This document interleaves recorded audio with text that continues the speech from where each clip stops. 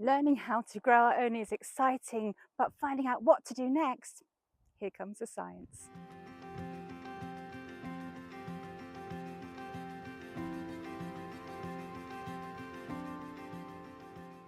It's no secret that at this time of year we are harvesting an awful lot of things, but we also need to be thinking about what we are going to be doing next with our fruits and our vegetables. Now this will be things like our jams, our chutneys, our preserves, our jellies, whatever we want to call them.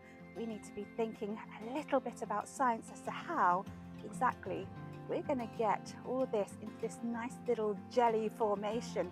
Now this is all about pectin and whether or not we need to be using this kind of sugar or this kind of sugar. Now the difference between these two is very simply our pectin, and our pectin levels in our different produce do vary quite greatly. So I have quite a lot of lovely things here. I'm just going to sort of put them into groups. I'm going to put them into groups based on whether they are high pectin, medium pectin, or low pectin. I'm also going to have some which are variable, just right here in the middle. The reason for this is because if I'm going to be jamming or conserving, preserving my stuff, I need to know what I'm doing with it. So one of the really obvious ones are things like our apples and our lemons. Now with these we are looking at fruits which basically have seeds on the inside. But it's not as easy as that because we also need to be thinking about sort of our water levels. So something like an orange doesn't necessarily have the same level of pectin that we would find in a lemon. And that's purely and simply because the amount of water in this is very different. So we're making marmalade, we are going to be making it very differently to how we're going to be doing jam. If we're coming to our currants, like our white currants, red currants and black currants, the seed is on the inside. So again, we're sort of starting to get a bit of a rule here. The seed is on the inside, we're going to have high pectin levels. Now over here I have my raspberries. My raspberries and strawberries, they are medium to low pectin levels. When you have a look at them, the seeds are on the outside. But there is, like many rules, a little caveat to that, because our blackberries, seeds on the outside, actually have sort of quite medium to high levels of pectin. But if you combine those together with our apple in a jam, we are just going to need to use bog standard sugar with these because the pectin levels are going to be really good and they're going to help to set our jam and our preserves. Obviously we're thinking about our seeds being on the inside and our orange. Where the pectin lies in these is actually in the skin and the pith itself, which is going to be doing the stuff, which is why it's sort of in the middle here.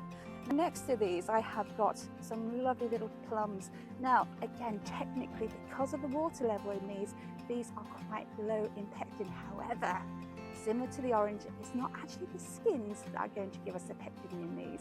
It's actually the stones in the middle. There is a concern that when we're coming to our stones or our pits inside these fruits, they can have a chemical reaction inside us, which will actually turn into cyanide. However, you're going to have to consume an awful lot of these to actually get cyanide poisoning. So again, if you are making any of your jams or your preserves with your apricots or with your plums, put the whole lot in, and what I'd suggest is you count those stones in and then you count those stones out to make sure that you get every single one of them. I'm going over to my vegetables now. If we are making chutney, quite often chutney we have these in, and that's because our apple has our pectin, and again we can use just normal everyday sugar rather than our jamming sugar. So if I've got something like my courgette here and I'm making a courgette chutney, this does not have pectin in, and again it's got the seeds on the inside, but the high water content in this means that it's diluted to the extent that actually it's not going to function particularly well.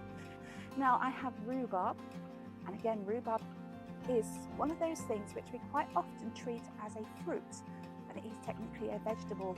There are no seeds in this whatsoever, and it has no pectin whatsoever. Now the final one which I absolutely love, and it's these, and these are figs. Now they make the most amazing jam, and my favourite is actually mixing the figs in with cinnamon. These are not a fruit and they are not a vegetable. They are in fact inverted flowers. So if you open them up on the inside, you're basically opening up the flower itself. There is absolutely no pectin in these, so we are going to need to use our lovely jamming sugar if we want to be processing and making this into jam. So there is a general rule: if the seeds are on the inside, it is high pectin; if they're on the outside, it is low pectin. But as with everything, there is always a little caveat to those rules, which means we need to know what we're cooking, how we're cooking it, so that we can get the best out of our preserves.